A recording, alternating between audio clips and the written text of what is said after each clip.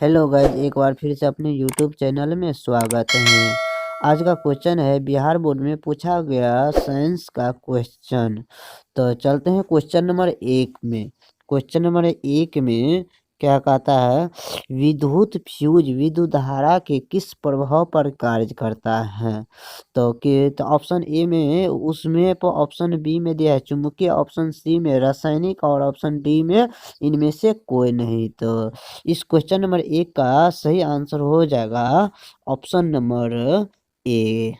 Option number A हो जाएगा, क्योंकि क्वेश्चन में पूछा गया विद्युत फ्यूज विद्युत धारा के किस सिद्धांत पर कार्य करता है, तो इसीलिए इसका हो जाएगा आंसर सही, उसमें सिद्धांत पर कार्य करता है। इस क्वेश्चन का आंसर हो जाएगा option number A. Option number A हो जाएगा विद्युत धारा के उसमें सिद्धांत में। अब क्वेश्चन नंबर 2 में चलते हैं, तो इसका आंसर ये हो गया। और क्वेश्चन नंबर अब 2 में क्या कहता है, क्वेश्चन नंबर 2 में किसी कुंडली का प्रतिरोध ज्ञात करने के लिए सूत्र है। किसी कुंडली का प्रतिरोध ज्ञात करने के लिए सूत्र है, तो इस क्वेश्चन का आंसर हो जाएगा option number C. Option number C हो जाएगा, आर बराबर भी बटे आई। अब इसी को ओम के नियम में हम लिखते हैं, तो भी बराबर हो जाता है क्या, तो भी बराबर हो जाता है आई आर। आई आर हो जाता है भी बराबर, इसी को हम बोलते हैं ओम के नियम। ओम के नियम में पूछे तो ये हो जाएगा भी बराबर आई आर। तो अब चलते हैं क्वेश्चन नंबर 3 में। क्वेश्चन नंबर 3 में क्या कहते हैं, डायनमो से किस प्रकार की धारा प्राप्त होती है। क्वेश्चन नंबर 3 में कहता है डायनमो से किस प्रकार की धारा प्राप्त होते हैं। ऑप्शन ए में दिया दृष्टि धारा, ऑप्शन बी में प्रत्यावर्ती धारा, ऑप्शन सी में दोनों धाराएं, ऑप्शन डी में इनमें से कोई नहीं। इस क्वेश्चन का आंसर हो जाएगा option number A. Option number A हो जाएगा दृष्टि धारा। दृष्टि डायनमो से किस प्रकार की धारा प्राप्त होते हैं, तो दृष्टि धारा। अब क्वेश्चन नंबर अगला में देखते हैं। क्वेश्चन नंबर अगला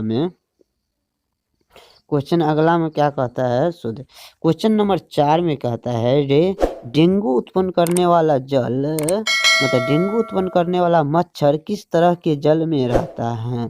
किस तरह के जल में रहता है, ऑप्शन ए में साफ जल, ऑप्शन बी में गंदा जल, ऑप्शन सी में खारा जल और ऑप्शन डी में मृदु जल। तो इस क्वेश्चन का आंसर हो जाएगा option number B.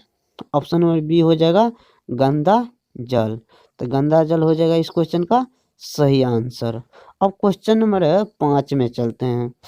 Question number 5 में क्या कहता है, निम्नलिखित में से कौन बायोगैस ईंधन का स्रोत नहीं है। तो क्वेश्चन नंबर 5 में ये कहता है तो बायोगैस का ईंधन स्रोत नहीं है, तो नहीं है तो कौन सा ऑप्शन हो जाएगा, इस क्वेश्चन का आंसर हो जाएगा option number C. Option number C हो जाएगा नाभिकीय ऊर्जा। नाभिकीय ऊर्जा हो जाएगा।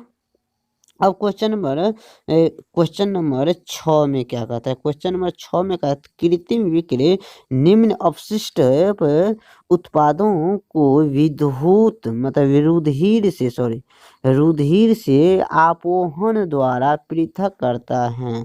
तो इस क्वेश्चन नंबर 6 का आंसर हो जाएगा ऑप्शन नंबर ए नाइट्रोजन से।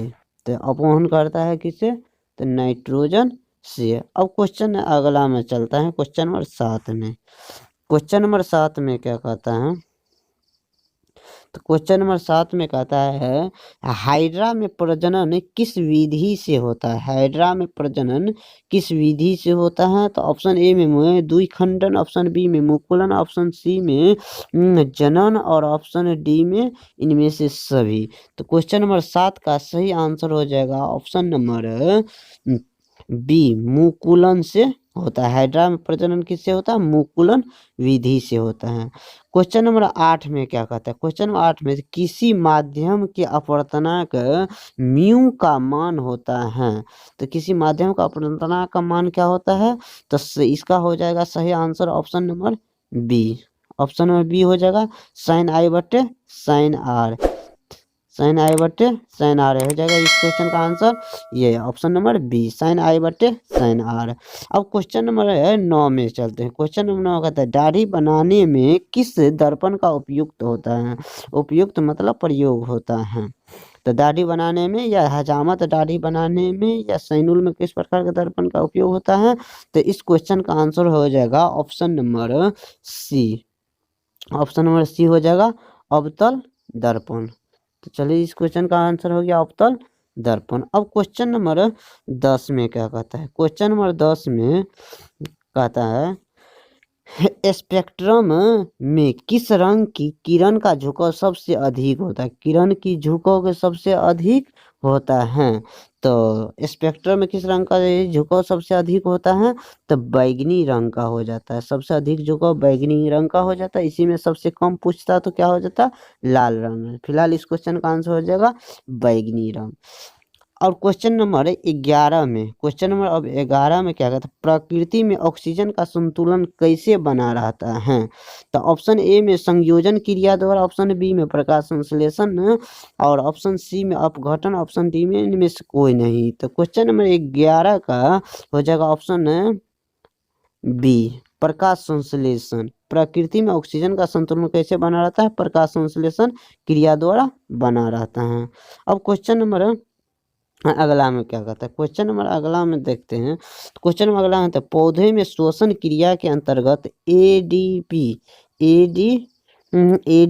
के टूटने से कितनी ऊर्जा मुक्त होती है। तो क्वेश्चन नंबर 12 का आंसर हो जाएगा ऑप्शन नंबर ए।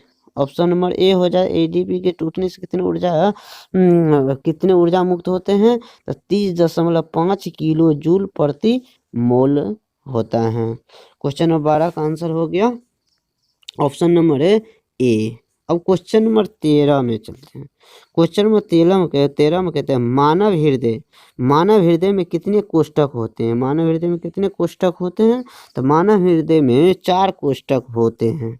मानव हृदय में कितने कोष्ठक होते हैं 4 कोष्ठक होते हैं। क्वेश्चन नंबर अगला में क्या कहता है। क्वेश्चन नंबर 14 में देखिए। क्वेश्चन नंबर 14 में मानव हृदय का औसत प्रकुचन दाब कितना होता है। प्रकुचन दाब कितना होता है 120 mmHg। 120 mmHg। mm का मतलब मिलीमीटर होता है और यहाँ Hg का मतलब क्या होता है। Hg का मरकरी यानी पारा होता है जिसकी परमाणु संख्या 80 होता है। क्वेश्चन नंबर 15 में, क्वेश्चन नंबर 15 में क्या कहता है पौधे में वाष्पोत्सर्जन किस भाग में होता है। पौधों में वाष्पोत्सर्जन किस भाग में होता है। तो इस क्वेश्चन का आंसर हो जाएगा option number C. Option number C पौधे में वाष्पोत्सर्जन पत्ता में होता है। क्वेश्चन नंबर अगला में क्या कहता है। क्वेश्चन नंबर अगला में देखते हैं। तो हीलियम गैस क्वेश्चन नंबर कितना है क्वेश्चन नंबर 16। क्वेश्चन नंबर 16 में हीलियम गैस कैसा तत्व। हीलियम गैस कैसा तत्व है। ऑप्शन में दिया है अक्रिय से क्रियाशील सक्रिय और उदासीन। तो हीलियम कैसा गैस है तो अक्रिय गैस है। अक्रिय गैस है ये हीलियम। इसी अक्रिय को बोलते हैं क्या निष्क्रिय गैस भी बोलते हैं जो वर्ग 18 में है। हीलियम कौन सा वर्ग 18 में आता है। उस क्वेश्चन नंबर अब कितना है क्वेश्चन नंबर 17। क्वेश्चन नंबर 17 में जल में हाइड्रोजन तथा ऑक्सीजन का परमाणु संख्या का अनुपात है। तो जल का सूत्र क्या हो जाता है H2O। तो हाइड्रोजन में कितना है 2 और ऑक्सीजन में 1। 2 हाइड्रोजन और अनुपात 1 इसीलिए 2 अनुपात 1 हो जाएगा। कौन सा ऑप्शन में दिया गया है तो option number B. Option number B में 2 अनुपात 1 हो जाएगा इस क्वेश्चन का आंसर। अब क्वेश्चन नंबर 18 में, क्वेश्चन नंबर 18 में क्या कहता है आवर्त सारणी में कितने आवर्त होते हैं। आवर्त सारणी में कितने आवर्त होते हैं। आवर्त सारणी में 7 आवर्त होते हैं। इस क्वेश्चन का आंसर हो जाएगा ऑप्शन नंबर बी। आवर्त सारणी में कितने आवर्त होते हैं 7 आवर्त होते हैं। अब question number 11 sorry question number अब 19 में, क्वेश्चन 19 से सिलिका क्या है। तो सिलिका क्या है धातु है अधातु है उपधातु है। तो सिलिका क्या है एक उपधातु है। इस क्वेश्चन का आंसर हो जाएगा ऑप्शन नंबर सी। सिलिका क्या है एक उपधातु है। अब क्वेश्चन नंबर 20 में, क्वेश्चन नंबर 20 में क्या कहता है क्वेश्चन नंबर 20 में कहता है सिंगल बॉन्ड OH का क्रियाशील मूलक है, क्रियाशील मूलक हैं। तो सिंगल में क्या दिया है, सिंगल बॉन्ड OH क्या है, तो ये अल्कोहल का क्रियाशील समूह होता है। इसी में एल्डिहाइड का क्या हो जाता है, एल्डिहाइड का था सिंगल बॉन्ड CHO हो जाता है। कीटोन का क्या हो जाता है, CO होता है, और कीटोन का हो जाता है ये। तो ये क्वेश्चन नंबर 20 का कितना आंसर हो जाएगा, option number C alcohol. Alcohol का सिंगल बॉन्ड OH होता है, इसीलिए इस क्वेश्चन का आंसर हो जाएगा ऑप्शन C हो जाएगा। वीडियो अच्छा लगा तो हमारे चैनल को जरूर सब्सक्राइब कीजिए। मिलते हैं नेक्स्ट वीडियो में, धन्यवाद।